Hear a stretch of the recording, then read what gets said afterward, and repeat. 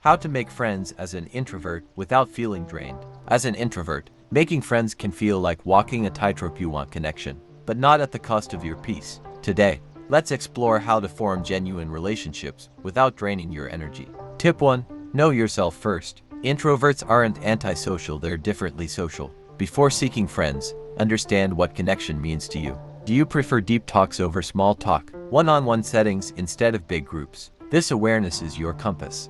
Tip 2. Choose the right environments. Go where you thrive, places built around shared interests. Join a book club, take a creative class, or hop into an online gaming group. You'll connect naturally when the pressure to perform is off. Tip 3. Start small. You don't need to say much to make a connection. A small comment, a simple question, or just showing up regularly can spark trust. Let conversations grow at a pace that feels safe. Tip 4. Prioritize one-on-one moments. Large groups can be exhausting.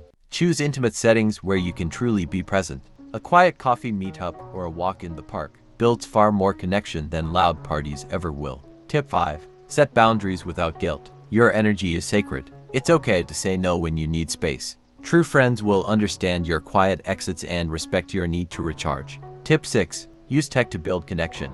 Online communication gives you time to breathe, think, and connect without pressure. Starting digitally can lead to real-world friendships that feel safe and intentional. Tip 7. Focus on depth, not numbers. You don't need a dozen friends, just a few real ones. Prioritize quality over quantity. Introverts build slow, steady bonds, and those are often the strongest of all. The quiet power of friendship. You don't have to change who you are to find connection. You just need to protect your energy, stay true to your nature, and let the right people find the real you. If this spoke to you, like the video, subscribe for more introvert wisdom, and share in the comments what helps you connect without feeling drained.